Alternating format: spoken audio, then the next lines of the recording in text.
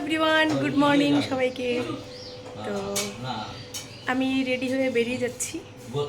আমার মেয়ে রান্না করছে আজকের রান্না বান্না মেয়েই করবে। আজকের আমি রান্না করার সময় পাইনি, যেহেতু খুব সকাল সকাল বেরোতে হচ্ছে। সবাই ব্রেকফাস্ট রেডি করছে সিমুই, কিন্তু আমি মিস করবো, আমি খেতে পারবো না। এত বেলায় বেলা কোথায়, ঠিকই আছে।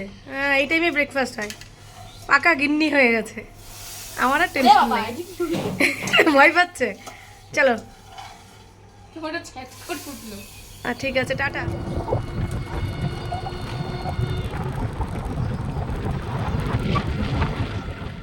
তারপর আমি আমার ক্লায়েন্টের বাড়ি পৌঁছে গেছি, সেটা তোমরা দেখতেই পাচ্ছ।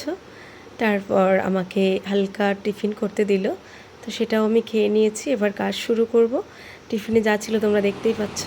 যে আমার ফার্স্ট ক্লায়েন্ট পার্টি মেকআপ ছিল, তো এই যে মেকওভারটা হয়ে গেছে। কেমন লাগছে কমেন্টস করে জানাবে। আর দ্বিতীয় ক্লায়েন্ট এসে বসে রয়েছে, তো খুব তাড়াহুড়োও ছিল, যেহেতু আমার সেকেন্ড লোকেশানে যেতে হবে। তো ঝটপট কাজটা সেরে নিই। এবার দেখো বেস হয়ে গেছে। এবার লাইট খুব কম ছিল, আর আমি রিং লাইট ক্যারি করিনি সেই দিন। তো কেমন লাগছে তোমাদের জানিও মেকওভারটা। তো হেয়ারটা করলেই হয়ে যাবে। তো পুরো লুকটা তোমাদেরকে দেখিয়ে দেবো। এই যে কেমন লেগেছে, মিষ্টি লাগছিল। তো আমি সেকেন্ড লোকেশনে চলে এসেছি। তা আমার মডেল এই যে, বেচারা আমার জন্য অনেকক্ষণ ওয়েট করেছে। সরি সরি, কিছু করার নেই।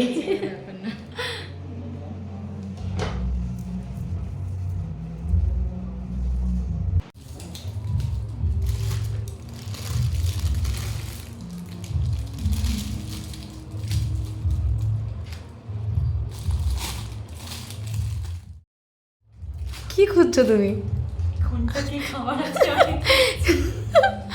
মনে হচ্ছে সোনা খুঁজছে খাবারের মধ্যে।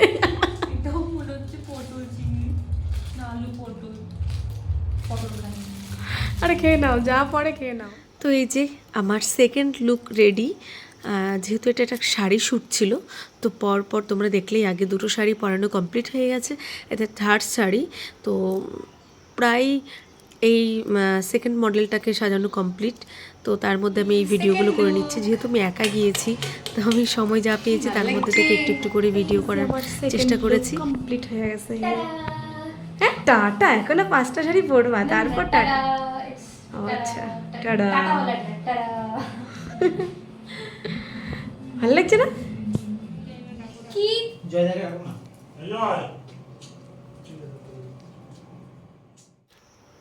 কি সাজাবো, কি শাড়ি পরাবো। শাড়ি দেখে তো আমারই লোভ হচ্ছিল। কয়েকটা শাড়ি আমার পছন্দ হয়েছিল, যেহেতু এখানে সব একটু এজ যাদের বেশি, সেই হিসাবে শাড়িগুলো শ্যুট ছিল। তো এটা বলা ভুল যদিও বা আমার কথাটা, কারণ এখন কালার দিয়ে বিচার হয় না। সব বয়সেই মানুষ সব রকম কালারের শাড়ি পরে। তা আমারও কয়েকটা শাড়ি পছন্দ হয়েছিল, বাট দাম দর পর্যন্তই ঠিক ছিল, আর নেইনি। তো এই শাড়িগুলো বাইরে যাবে, দাদার একদম আমেরিকা এরকম জায়গায় যাবে। শাড়িগুলোর সাথে সব ব্লাউজ রেডি করে দেওয়া ছিল।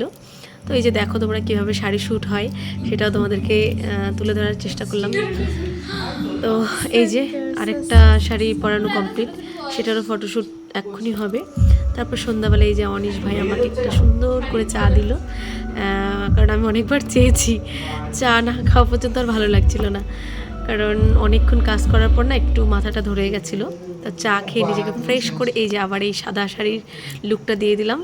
দারুণ লাগছিলো এই কালারটা, কারণ সাদা একদম মনে হচ্ছিলো পুরো সরস্বতী ঠাকুর। তো এটাই ছিল লাস্ট শাড়ি। তো এবার আমরা বাড়ি যাব। তো কেমন লাগলো ভিডিওটা পুরো কমেন্টস করে জানিও। টাটা সবাইকে, সবাই ভালো থেকো, লাভ ইউ অল।